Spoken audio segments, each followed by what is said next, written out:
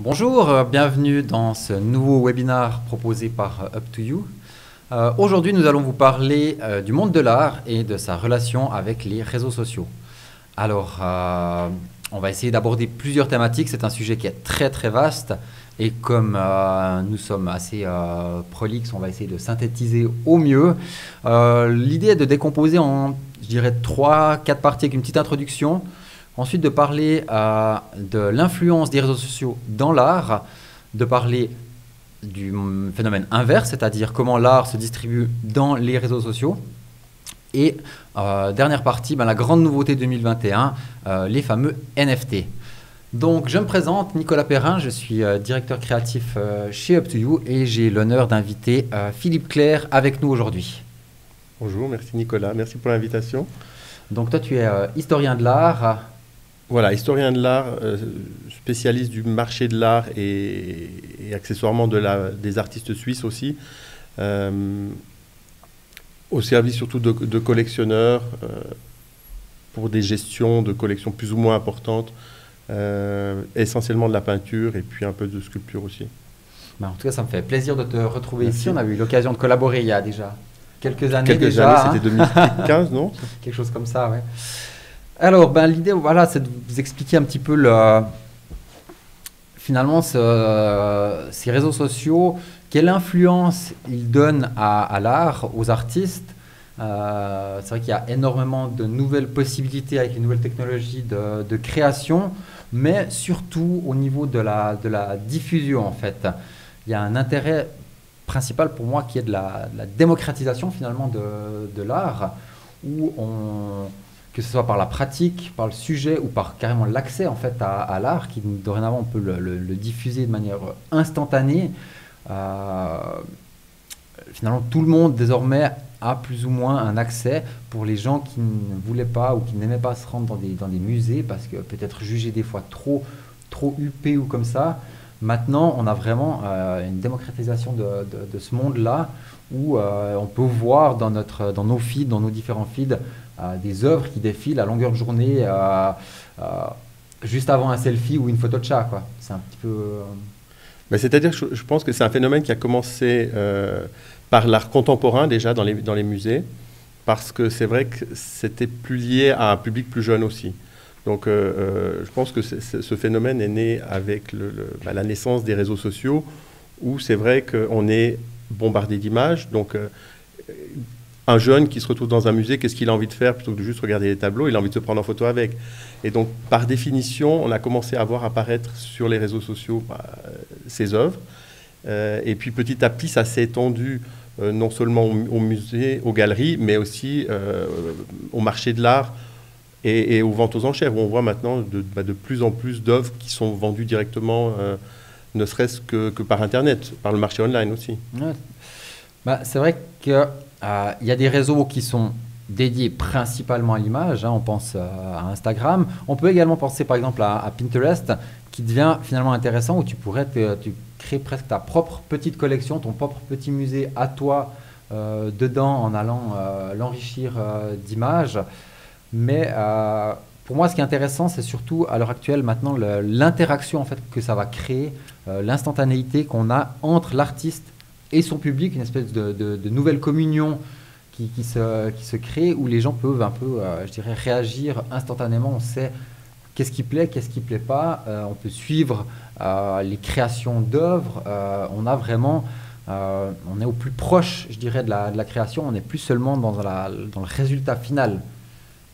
C'est-à-dire que pour les artistes, c'est devenu un moyen extraordinaire de communication et de présentation de leur travail, puisqu'avant, globalement, ça passait uniquement par les galeries, par quelques amateurs éclairés ou enfin des connaisseurs qui avaient accès aux ateliers. Et grâce au développement de ces technologies, c'est vrai qu'eux-mêmes peuvent assurer leur propre promotion. On sait en plus que le métier de galerie, c'est devenu aussi très difficile parce que ça implique un endroit, des stocks d'œuvres, alors que les artistes peuvent faire leur autopromotion directement, voir aussi ce qui plaît au public, parce qu'il y a un côté marketing aussi là derrière qui fait que un artiste qui poste 20 œuvres et qui se rend compte que sur les 20 œuvres, 2 pètent le score de likes, ça peut peut-être aussi permettre Ça a d'orienter, l'influence, ça. ça oriente sa création. Ouais. Moi, j'aimerais revenir maintenant quelques années en arrière pour vous parler un petit peu des premières interactions dans le monde de l'art avec le public. Donc, je vais vous présenter quelques images. Donc, je remonte en 1880 avec Édouard Manet qui reçoit une commande d'un client qui lui demande une botte d'asperges. Ils se mettent d'accord sur un prix pour 800 francs. Une fois la commande réalisée, Manet livre l'œuvre, fait livrer l'œuvre, et le client, tellement content, le paye 1000 francs. Donc là, Édouard Manet, il réagit, et en fait, il peint une deuxième toile, plus petite, qui est l'asperge, qui est une petite asperge toute seule, et il l'envoie au client en lui disant il manquait une asperge dans votre botte. Donc il y a vraiment pas mal d'humour là-dedans, amené avec finalement cette première interaction. C'est une des premières, je pense qu'il y en a eu certainement d'autres, mais je trouve qu'elle est anecdotique, elle est très drôle. On a également Laszlo Moholy-Nagy qui en 1922 passait des commandes de tableaux par téléphone directement chez le fournisseur. Donc avec sa grille millimétrée et sa palette de couleurs, il indiquait au producteur en fait exactement à quel endroit il voulait ces aplats de couleurs, etc. Et ensuite, il a demandé de leur produire dans différentes dimensions pour voir un petit peu justement ces contrastes, comment ils fonctionnaient. Donc là aussi, il y a cet aspect assez drôle de communiquer finalement une œuvre dans le virtuel. Et puis, dernière œuvre qui m'intéressait de vous présenter, c'est David Hockney, qui est, je crois, relativement connu et célèbre maintenant, qui en 1988, en fait, pour diffuser le plus rapidement possible ses œuvres, découpait des dessins, typiquement dans l'exemple présent, en 16 parties, avant de les faxer à ses amis, à ses proches, avec un petit mode d'emploi, en fait, pour pouvoir reconstituer l'œuvre. Donc on voit que déjà à cette époque-là, les gens passaient à chercher à pouvoir avoir une diffusion le plus rapidement possible, en fait, avant cette instantanéité qu'on a maintenant. Oui, parce que finalement, le but, c'est vrai que si on arrive à aller au-delà d'une simple exposition dans un musée ou dans une galerie, on a envie d'avoir un accès rapide, direct à l'information, à l'œuvre.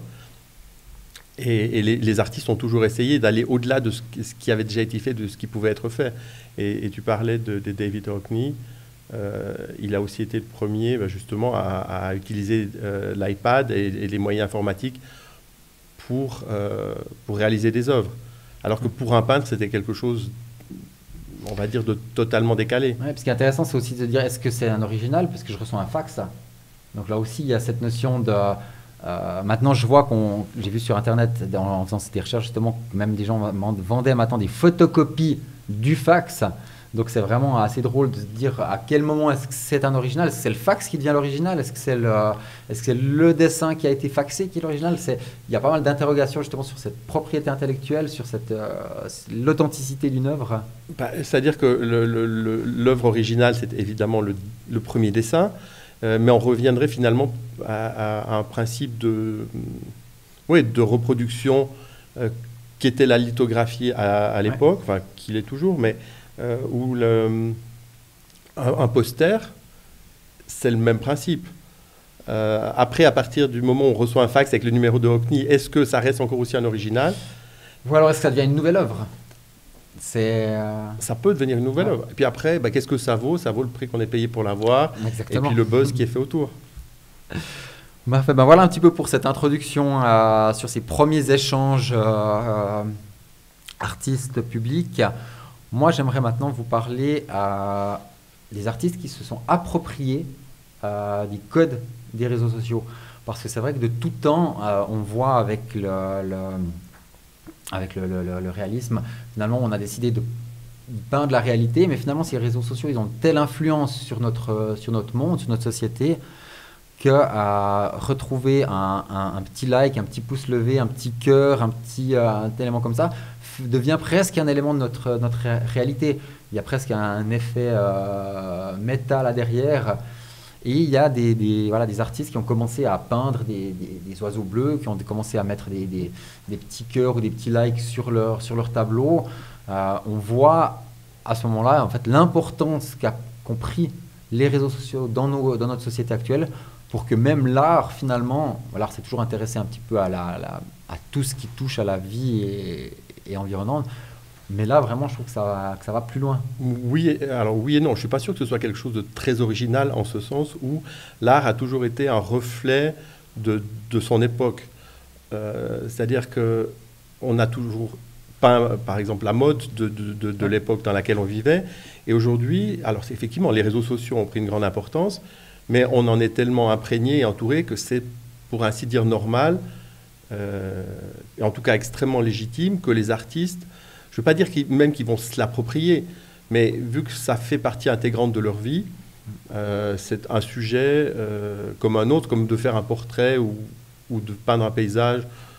Pourquoi pas faire un petit oiseau bleu?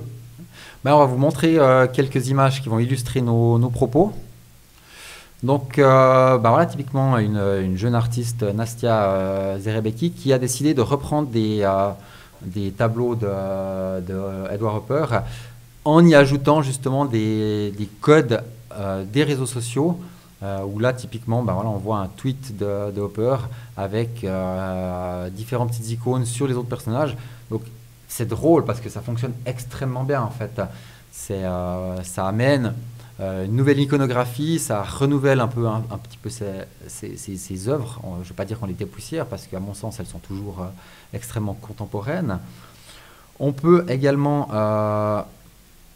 retrouver voilà, donc les différentes œuvres qu'elle a mis en images où finalement, en fait, on est comme sur une petite bulle de pensée et juste avec une icône, juste avec un symbole, on arrive déjà presque à dégager une histoire.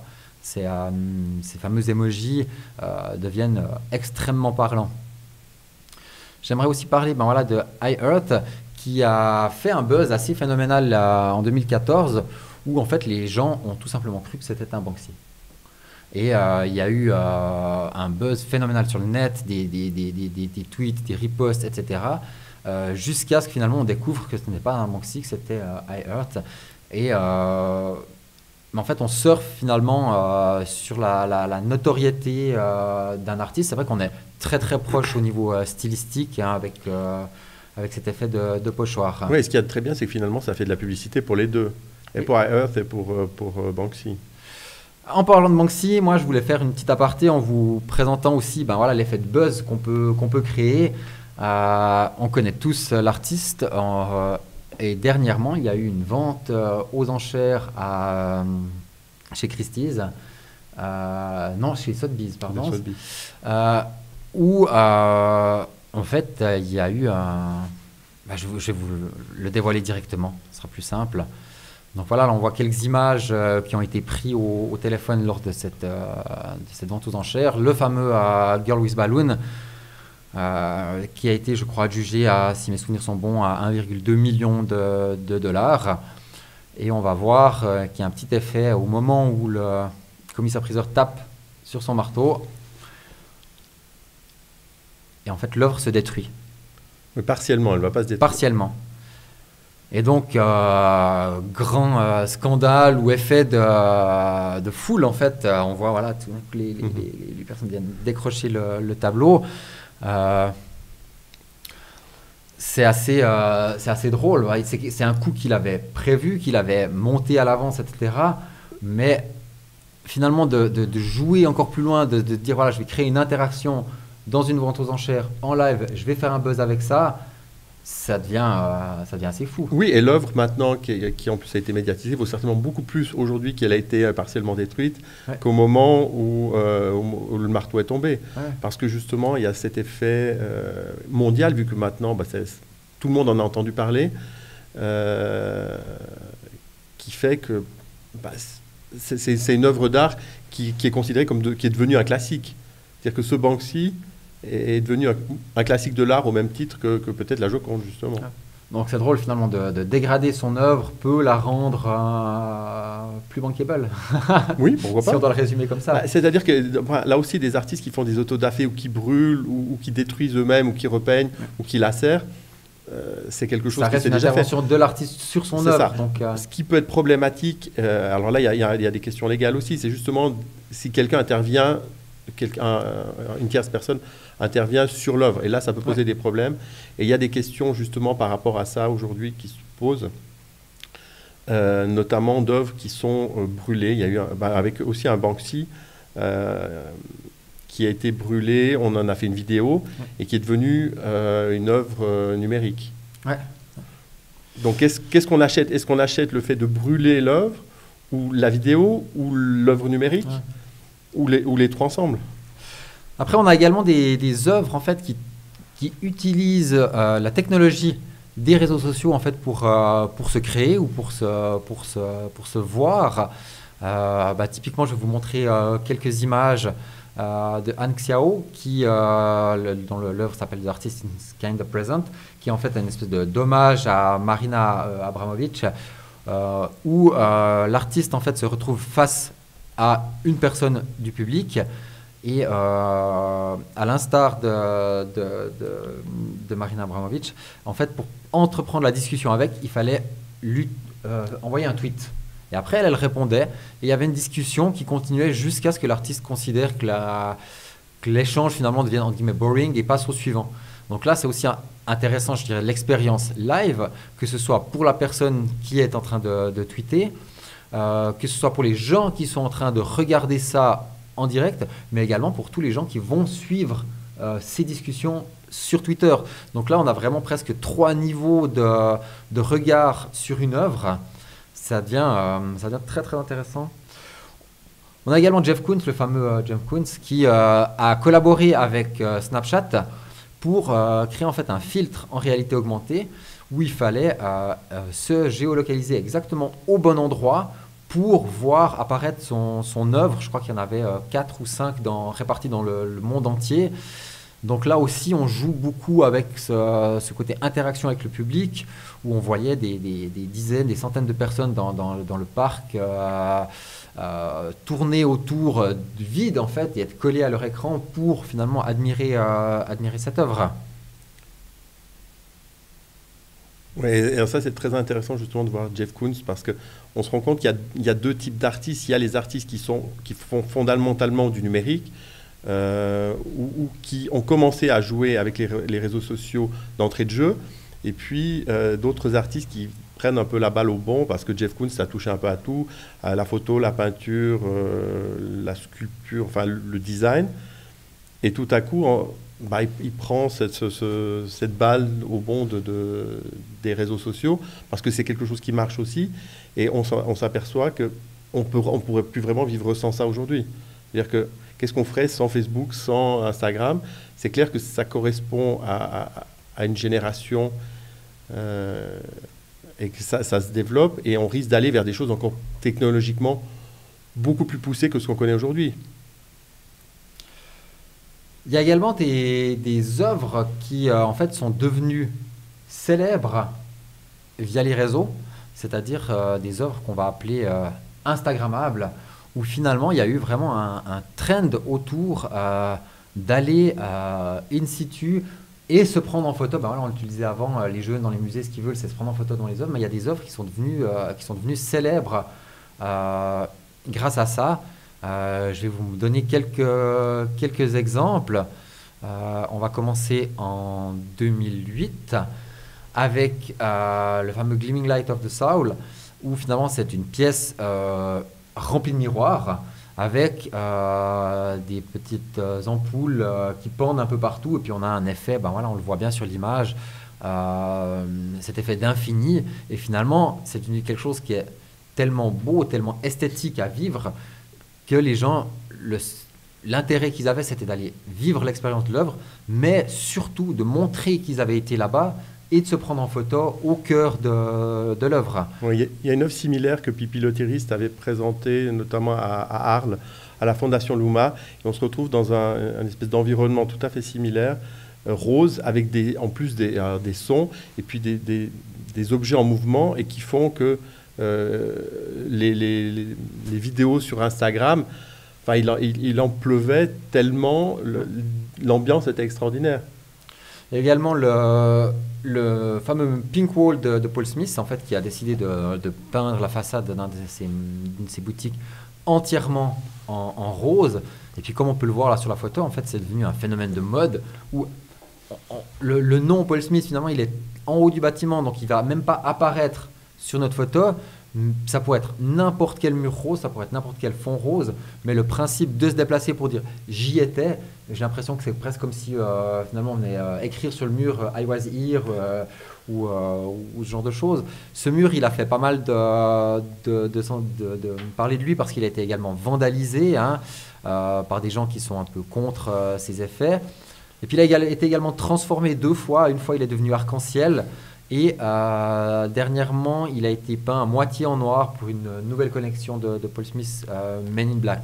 Donc on joue aussi beaucoup sur finalement l'effet marketing d'un lieu. On joue sur l'effet des influenceurs pour faire parler de nous. Oui, puis ce qui est fascinant, c'est que finalement, on joue absolument plus sur les collections en soi, parce qu'il n'y a pas de vitrine. C'est-à-dire qu'on ne voit pas d'objets, on ne voit pas de vêtements, on ne voit rien de Paul Smith, on voit uniquement le mur. Ouais. Donc effectivement, ce que je disais, ça peut être n'importe quoi. D'ailleurs, ça pourrait être un sex shop. Ça pourrait être n'importe quoi. Mais le simple fait de ne pas pouvoir voir ce qu'il y a à l'intérieur donne envie de rentrer. Bien sûr. Donc en fait, là, à partir du moment où on a ce genre d'image qui circule, bah, la marque a réussi son coup. On va également présenter c'est le Museum of Ice Cream, qui est un pop-up exhibition qui tourne depuis 2016 dans le monde entier. Et en fait, finalement, le seul intérêt de ce musée, c'est qu'il soit Instagrammable. Parce qu'à l'intérieur, on va retrouver des piscines de balles très colorées, des gros ballons gonflables, des installations, si je ne me trompe pas, je crois que c'est des bananes qui sont peintes en rose et en jaune. Et finalement, l'intérêt d'aller dedans, je pense que l'expérience, à part de se dire waouh, c'est beau, il ne doit pas être incroyable, mais il y a vraiment un effet où les gens ils réservent leurs billets des mois à l'avance en sachant que l'exposition va arriver dans leur ville pour aller se prendre en photo dedans. Donc on est vraiment sur ces effets où finalement ce musée, est-ce qu'il a été créé pour lui-même ou est-ce qu'il a été créé pour faire parler de lui via les réseaux? C'est assez fou. C'est fascinant parce que justement, ça donne presque l'impression d'avoir été créé juste pour les influenceurs. Ouais, c'est vraiment ça. D'ailleurs, en parlant d'influenceurs, on a des effets de buzz comme Los Angeles. En fait, on a la fameuse Cité des Anges. On a énormément de fresques avec des ailes comme ça où les gens vont se prendre en photo. Et il y a sur Twitter est sorti à un moment donné un mur en fait qui était surveillé par un vigile. Il était sous tente, donc on ne pouvait pas le voir. Et la condition pour aller se prendre en selfie devant ce mur, c'était d'être certifié Instagram, donc d'avoir le fameux petit badge bleu, et d'avoir 20 000 followers. Sans ça, on ne pouvait simplement pas y accéder. Donc ça a fait aussi un énorme buzz là autour. Donc c'est finalement de se dire, je suis d'accord que tu te prennes en photo, mais tu dois être suffisamment grand pour te permettre. Donc c'est frustrant pour tous ceux qui ne peuvent pas y aller, donc ça crée une envie. Et donc là aussi, à partir du moment où c'est limité à un certain nombre de personnes, ça devient très restrictif, et donc ça veut dire que c'est l'endroit où il faut aller. Donc ça implique qu'on va devoir essayer, j'imagine bien qu'il y a pas mal d'influenceurs qui vont vouloir atteindre les 20 000 followers pour pouvoir y accéder. Ouais. Donc ça crée une espèce de phénomène de boule de neige où pour pouvoir accéder à certaines choses, on a besoin. Voilà, moi j'aimerais maintenant aborder l'effet inverse en fait. C'est de se dire, là on a parlé pas mal d'œuvres qui sont quand même très proches ou très liées ou qui ont été diffusées sur les réseaux, mais ou qui utilisent les codes des réseaux. Mais maintenant, comment l'art, qu'il soit classique ou moderne, comment ça fonctionne pour les galeries, pour les artistes, les réseaux, quelles sont leurs attentes, est-ce qu'ils ont des stratégies ou Comment un peu surfent les galeristes, les musées sur cette vague?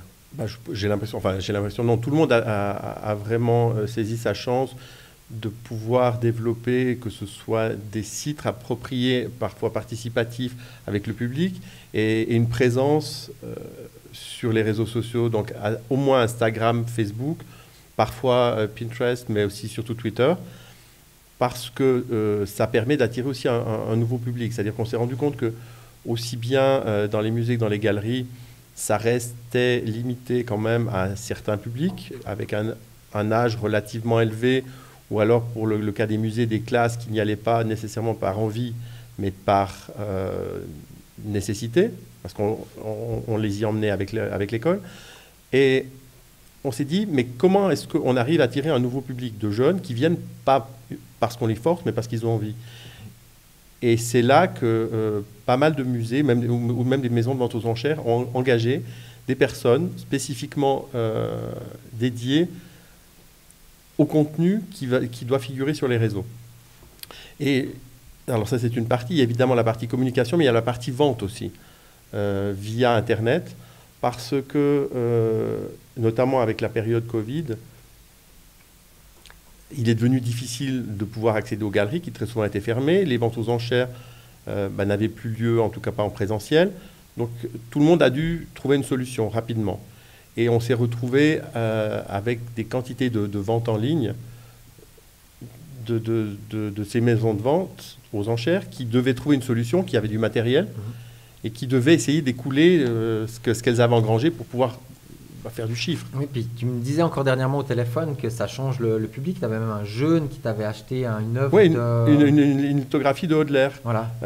Via Instagram, parce que justement, avec ce phénomène de Covid, ont apparu aussi de nouveaux acteurs sur le marché de l'art, et notamment une société qui est basée à Genève, qui s'appelle Swiss Art Value, qui a commencé à vendre des œuvres d'artistes suisses morts ou vivants, donc un mélange, spécifiquement via Instagram, à un public beaucoup plus jeune, parce qu'effectivement, le public habituel de ce type d'œuvre, c'est des gens qui ont, on va dire, entre 60 et 80 ans, qui ont des moyens financiers relativement élevés aussi. Parce qu'il y a aussi la question des prix qui est importante de ce qui se vend via Internet. C'est clair que pour une œuvre d'art physique qui va se vendre, on n'a pas nécessairement envie de dépenser 2, 3, 4 millions virtuellement, sans savoir ce qu'on achète. Alors que pour une œuvre à 500 ou 1000 francs au moins, c'est plus facile de dire je fais le pas d'un achat sans vraiment l'avoir vu. Après, il y a forcément un moment où il faut livrer l'œuvre, où il y a une vraie rencontre qui se passe avec l'acheteur, mais où on va dire le moyen virtuel est le vecteur principal de ces ventes. Après, il n'y a pas forcément de rencontre. Moi, je donne la petite anecdote de cette semaine. Je suis un jeune artiste fribourgeois sur Instagram, et puis je vois qu'il poste une impression limitée à 30 exemplaires d'une de ses œuvres, avec le prix, plus le prix d'envoi, etc. Et puis moi, l'œuvre m'a plu. Donc direct, je lui ai écrit sur Instagram, je lui ai dit salut, moi ça m'intéresse, je lui ai envoyé mon adresse. Il me répond en me disant est-ce que tu as Twint? Je lui ai dit oui, j'ai envoyé mon numéro de téléphone, je lui règle l'œuvre via Twint. Et puis là, je devrais la recevoir d'ici 1-2 jours. Donc là, finalement, j'aurais eu 3 échanges de messages, un échange d'argent, et je vais recevoir une œuvre à la maison. Donc ça révolutionne aussi peut-être des fois ce qu'on appelle des achats peut-être coup de cœur, où on a peut-être, ça c'est clair pour des plus petits montants, pour des œuvres de plus petits montants, mais on a cette instantanéité, la possibilité maintenant vraiment d'être dans le bus, en rentrant chez soi, et puis de se commander une œuvre, quoi. Oui, on peut acheter de l'art partout. Ouais. C'est-à-dire que, en fait, ça suit aussi le mouvement de ce que faisait avant, alors à une échelle beaucoup plus large, Ricardo ou Anibis ou eBay, qui ont plus ou moins toujours vendu, mais enfin un peu de tout. Alors que là, c'est vraiment l'artiste, et donc il y a, alors même si elle est virtuelle, mais quand même une interaction, c'est-à-dire qu'il y a l'approche, le coup de cœur, et puis c'est vrai qu'en ces périodes un peu compliquées où on ne voyage pas trop, ça permet d'acquérir facilement quelque chose. Parce que là, il est à Fribourg, c'est très simple. C'est plus envie d'habiller sa maison. Ouais. De décorer chez ça soi. c'est une chose aussi très très marquante de cette dernière année.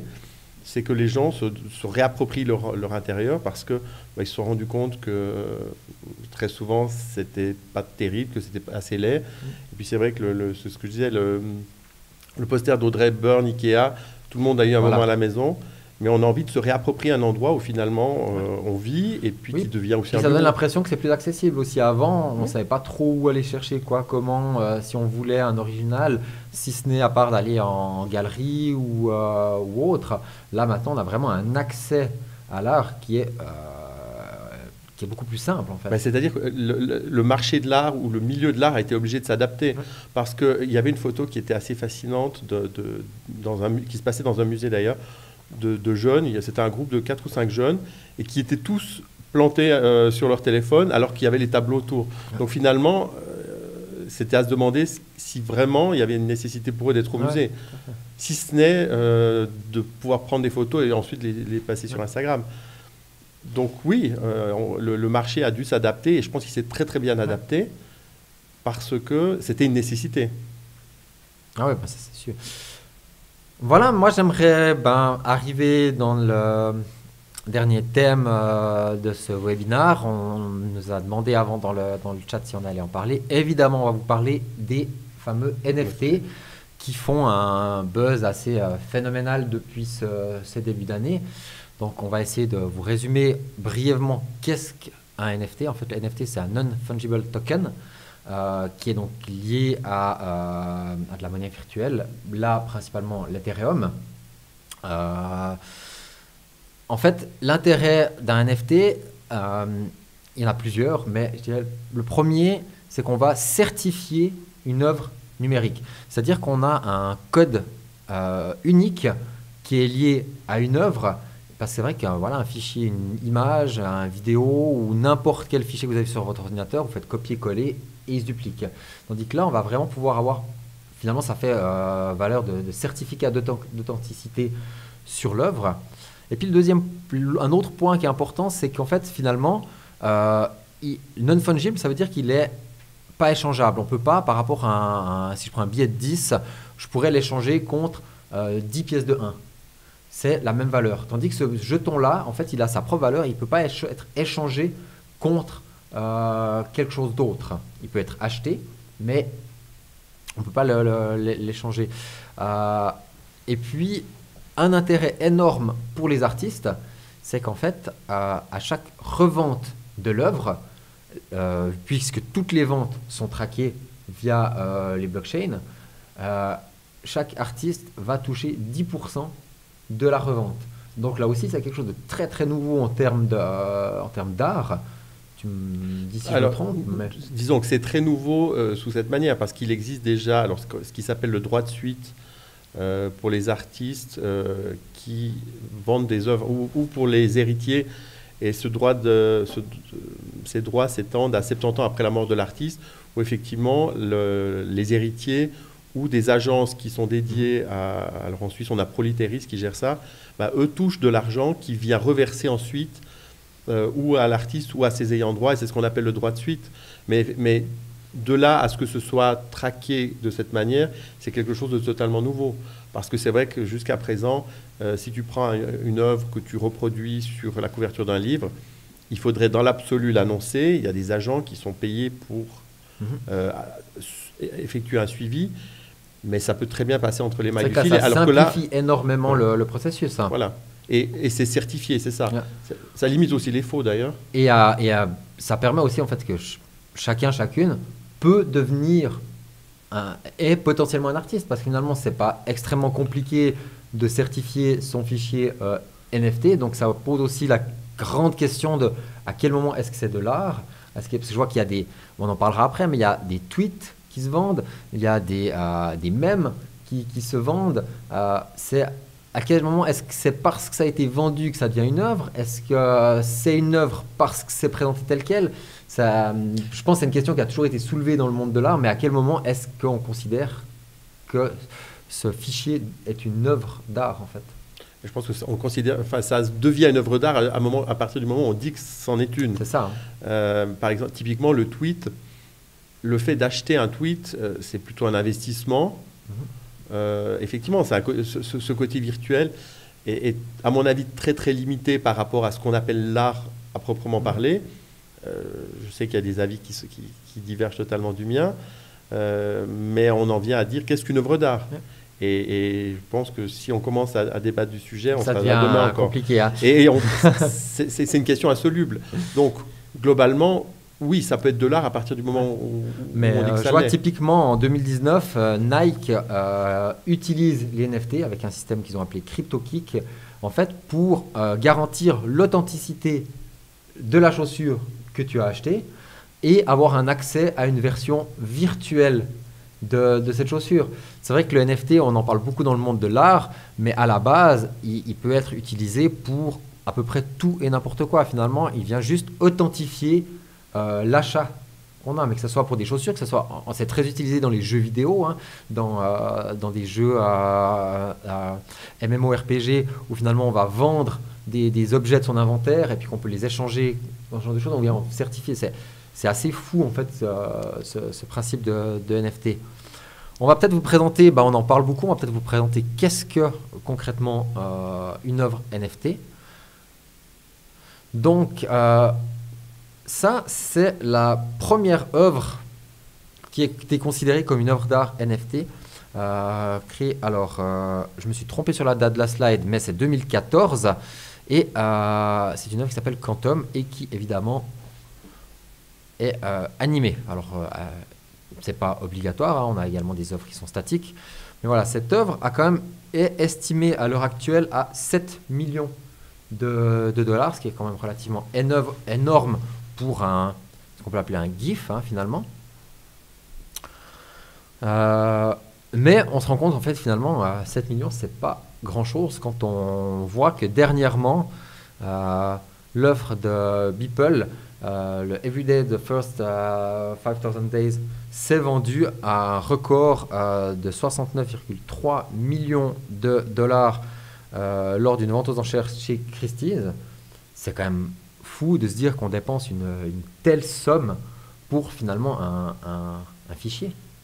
Oui et non. Alors, dans l'absolu, c'est fou. Maintenant, c'est fou pour des gens qui ont des moyens financiers normaux.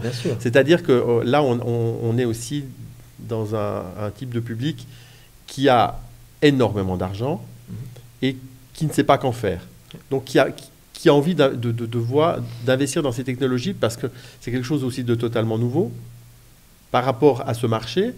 Et si d'ailleurs Christie's et Sotheby's se sont lancés dans la vente, parce que Sotheby's a fait de même récemment avec des cubes, c'est bien qu'il y a un créneau important à prendre et de l'argent à faire. Parce qu'en 2008, à l'époque, par exemple, il n'y avait pas de vente d'art contemporain, puisque le marché de l'art contemporain était réservé au premier marché, qui était le marché des galeries. Et puis, on s'est rendu compte que les œuvres d'art les plus importantes des impressionnistes ou de la première moitié du XXe siècle étaient dans les musées. Donc, devenaient extrêmement rares. Et il fallait alimenter le marché. Alors, qu'est-ce qu'on a fait? On a dit, on commence à vendre de l'art contemporain. Et donc, les maisons de vente aux enchères ont commencé à interagir comme, on va dire, comme premier acteur du marché, en vendant des œuvres qui provenaient directement de l'atelier, ce qui avant n'était jamais le cas. Donc, aujourd'hui, où les choses ont évolué et où on se rend compte que c'est de plus en plus difficile de trouver des œuvres d'artistes contemporains à des prix, on va dire, d'artistes connus, à des prix raisonnables, puisque maintenant les musées ont commencé à fleurir un peu partout, et les Kunsthalle, les Art Museum. Je pense que chaque ville a un ou deux musées, enfin, ville important. Des grandes collections sont formées, des fondations, et donc il faut trouver des choses à vendre.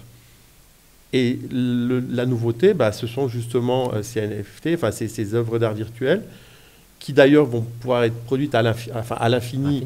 On voit dernièrement ce fameux cube qui a été vendu aux enchères chez Sotheby's, où ils en ont vendu en fait 3000. Il y avait 3000 exemplaires de la même œuvre Et tu me disais tout à l'heure qu'on pouvait acheter soit par paquet de 10, Ouais, 5 ou à l'unité en fait. C'est ça, ouais, exactement. Donc quelqu'un qui voulait acheter, donc le cube était à 1500 $, et quelqu'un qui voulait acheter, on va dire, 17 cubes, pouvait acheter un bloc de 10, un bloc de 5, et puis ensuite 2 fois un cube, 2 fois unité, ouais. 2 unités. Ouais. Et donc il était propriétaire de 18 cubes. Ouais. Et puis c'est quand même, ça a quand même rapporté quoi. On est à 14 millions, je crois, de dollars pour cette vente.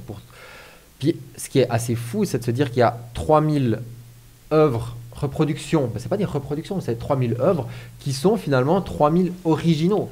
Chaque cube est un original. Ouais, mais c'est justement, on est plus dans, on parlait de la litho ou autre, on n'est plus dans de la reproduction. On est vraiment finalement dans chaque œuvre, même si c'est un copier-coller du même fichier, chaque œuvre est un vrai, un authentique en soi en fait. Mais c'est-à-dire que par rapport à ça, je crois qu'on ne peut plus du tout envisager le marché de l'art tel qu'on l'a connu jusqu'à présent. C'est-à-dire que c'est quelque chose de parallèle, alors qui est une sorte de phénomène, parce que, évidemment, une œuvre d'art qu'on peut accrocher sur un mur, elle sera toujours une œuvre d'art qu'on accroche sur un mur. Là, on est plus proche, à la limite, de ce qui a été la vidéo. Parce qu'on peut toujours, c'est ça, projeter chez soi. Tu me disais tout à l'heure, ce collectionneur qui, chez lui, n'achetait que des œuvres virtuelles qui projetaient. On peut. Maintenant, c'est vrai que ça se limite quand même à un public extrêmement restreint, qui est soit un public de connaisseurs, ou alors, effectivement, d'institutions, parce que les institutions, elles, peuvent avoir des écrans et présenter ça en permanence. Bah oui, c'est vrai qu'il y a des gens, qui, comme je disais, j'ai vu un documentaire dernièrement où une personne a décidé de s'acheter des NFT, mais pour son propre plaisir, et puis finalement de les diffuser chez lui, dans sa cuisine, via un projecteur, ou via des iPads qui sont utilisés finalement comme des cadres. Donc il y a quand même malgré tout un besoin d'avoir une représentation physique. On cherche quand même à avoir à s'approprier cette œuvre et puis à pouvoir l'accrocher entre guillemets chez nous, quoi. Oui, mais parce que ça, c'est un collectionneur. Et je crois qu'il y a une vraie différence entre le collectionneur et l'investisseur. C'est-à-dire qu'on se retrouve avec différents types d'acheteurs. Typiquement, les acheteurs de ces cubes, ce sont des jeunes, des gamers essentiellement. Ouais. Pourquoi ? Parce qu'effectivement, eux sont habitués dans leur jeu à acheter des panoplies, à acheter des armes, à acheter plein de choses. Et donc, pour eux, disons, d'acheter un cube virtuel, ça ne pose pas de problème. Mais ils n'ont aucun intérêt dans l'aspect esthétique de ce cube. C'est ça, parce qu'en fait, c'est lié, disons, on va dire, à leurs habitudes d'achat de gamers, et ça a probablement un côté qui les amuse. Après, je pense pour un vrai collectionneur qui a besoin, comme celui dont tu parlais, de pouvoir posséder d'une certaine manière. Même si c'est virtuel, il doit pouvoir le voir, pas juste sortir son téléphone et montrer à ses copains voyez ce que j'ai acheté. Moi, j'ai une question dans le chat de notre ami Pierre qui me demande si les NFT, est-ce que c'est un effet de mode ou est-ce que c'est quelque chose qui va perdurer? Mais ça, alors, moi, je pense que c'est un... Alors, pour l'instant, ça crée un buzz énorme, mais qui risque probablement de durer, qui va forcément s'essouffler un peu parce qu'il y a ces prix records qui sortent maintenant. Alors bon, on dit que ça ne peut pas continuer à l'infini. Si, ça peut. Ouais. Parce que l'argent aujourd'hui est devenu quelque chose de tellement volatile et on voit les prix qui continuent à augmenter. Mais il doit y avoir un phénomène d'essoufflement à un moment ou à un autre. Mais ça va perdurer certainement parce qu'il y a quand même ce lien avec les blockchains. Mais c'est comme tout effet de buzz. Maintenant, il y a l'explosion, alors que malgré tout, les NFT existent depuis plusieurs années. Il y a une explosion maintenant. Il y a un moment donné, parce que voilà, les médias ont beaucoup relayé ces informations. Je pense que le soufflet va peut-être redescendre, mais à mon avis, le NFT va toujours perdurer. Oui, parce qu'il y a aussi une chose, c'est que ça s'est adressé à un public très particulier avant. Les chiffres records aujourd'hui, ont mis à jour ce qu'on ne savait pas vraiment, et c'est ça, ce à quoi les gens sont attentifs aujourd'hui, c'est les chiffres. C'est vrai que quand on dit 69 millions pour une œuvre virtuelle... c'est dans le top 3 des des œuvres les plus vendues pour un artiste de son vivant, en fait. Oui, avec Hockney et Jeff Koons qui était en premier. Ouais. Puis il doit y avoir Damien Hirst aussi Ouais. Dans ce top. Mais ça va certainement durer. Ouais. Voilà, j'espère que... Enfin, on arrive gentiment à la fin de ce webinaire. J'espère que nous avons réussi à vous amener pas mal de nouvelles connaissances. N'hésitez pas à nous recontacter via notre site internet ou autre si vous avez d'autres questions. Nous tâcherons d'y répondre le plus prestement possible. Et comme on me le demandait également dans le chat tout à l'heure, ce webinaire se retrouvera en replay sur notre site internet d'ici quelques jours. Voilà, donc merci à toutes et à tous de nous avoir suivis en live. On se retrouve prochainement pour un nouveau webinaire avec Up to You. Merci.